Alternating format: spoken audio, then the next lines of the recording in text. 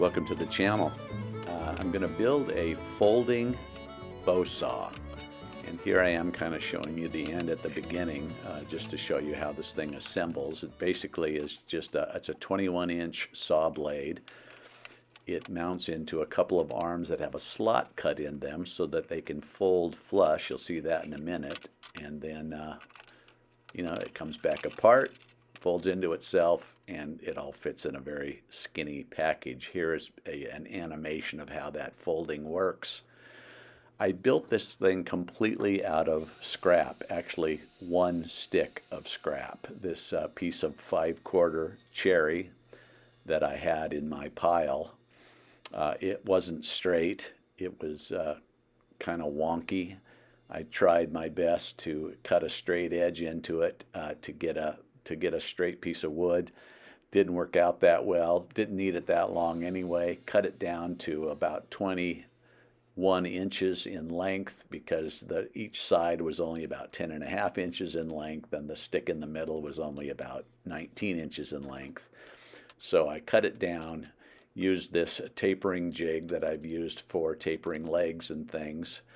Clamp it in the jig. The jig's got a square side, obviously. Run it against the fence. You get a perfectly square, a perfectly straight line. Then just flip that over and run it against the fence for the rest of the parts, and it was pretty simple. The two end pieces I think are 1.25 inches wide. Again, all the stock was 5/4, which is about 15/16. So the two ends were about 1.25 inches wide, and the stick down the middle was about 1 inch. So it was kind of 1 inch by 1 inch stick. You'll see that in a moment as I make it. So I ripped these pieces down to 1.25 inches, and here's the hardware I found at the hardware store. It's a little thing that has a 1/4 inch shaft and a 3/8 inch head. So with a Forstner bit, I was able to do a little 3/8 inch recess. And I'm just showing you this as well, just as a close-up to see how this is really the heart of the whole saw, is the way the blade connects and the way the blade folds in. These little pieces of hardware just came out very nice when they sat flush down into that 3/8 inch recess I drilled with a Forstner bit, and you can see that they just fold into themselves just like that. The side pieces had to be drilled. I drilled a little pilot hole, then the 3/8 inch recesses, and then the 1/4 inch hole down the center for that piece of hardware to fit into. And again, there it is, just showing you how nice and flush that thing finished out. It fits perfectly in the blade as well. The blade was something I just bought at True Value Hardware. It was like $6. 21-inch blade by about 3/4 of an inch. Here I am cutting those slots. I found an old saw blade that had a super thin kerf, and I put that in my saw because the kerf that had to be cut in those two end pieces could be pretty skinny because the blade is so skinny. So I found this skinny kerf blade, cut those two long slots about 3/4 of an inch deep. And then as for the slot on the end of those pieces, because you see this has to fold around the corner, so to speak, I used a tenoning jig. I happen to have one. I've had it for ages. It's a cool jig in that it has a super micro adjustment. So I lined up the long slot that I'd cut in those two pieces. I lined it up as perfectly as I could using this micro adjustment on this jig, tightened that thing down, and then ran my two 3/4 inch deep cuts on the ends so that now I had all my slots in place. I drilled a 1/2 inch hole between the two pieces to make a notch at the top of them for the string to wrap around. You'll see that in a minute when it's all done. So here are those two side pieces. They're both identical, mirror images of each other. I marked my stopping and starting points for the round over bit I was going to use to give them a nice round appearance.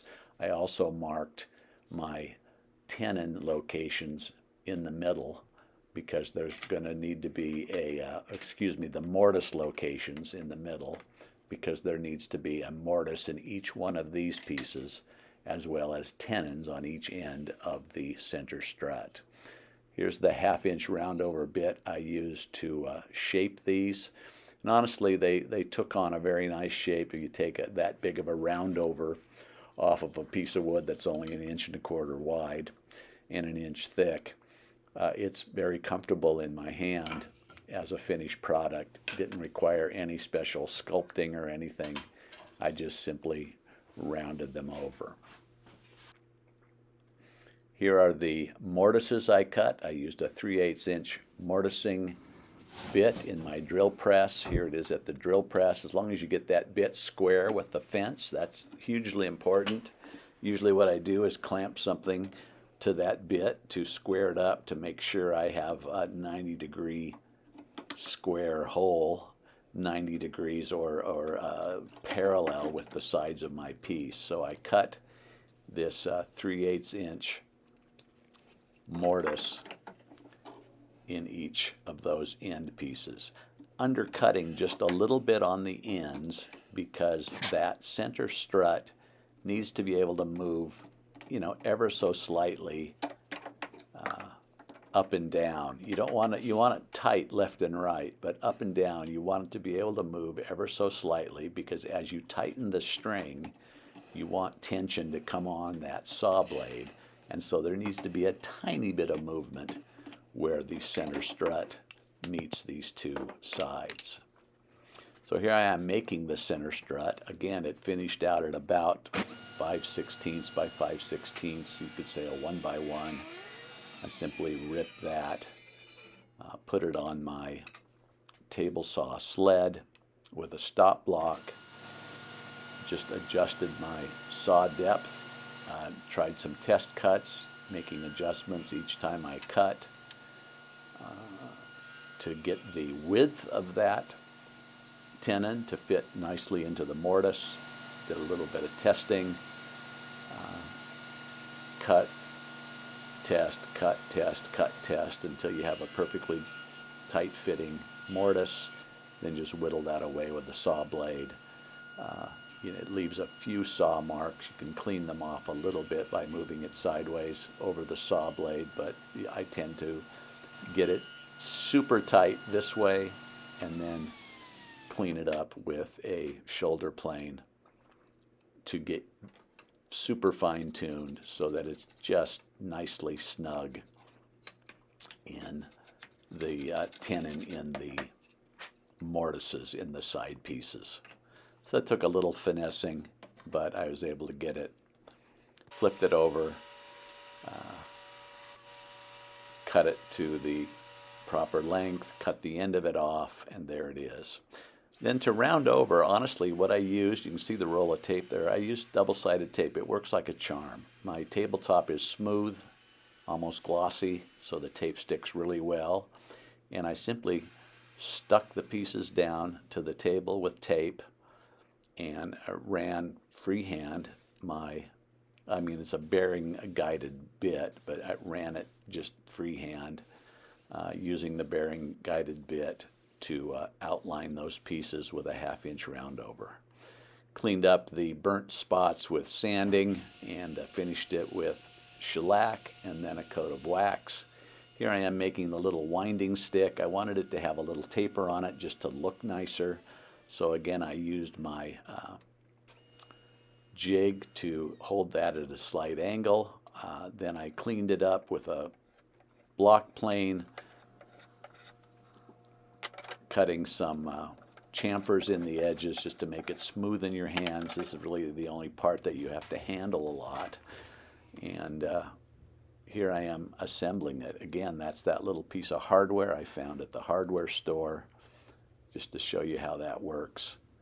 Again, it works really nice, sits very flush, pivots very nicely, and it simply goes through that arm piece and through the blade,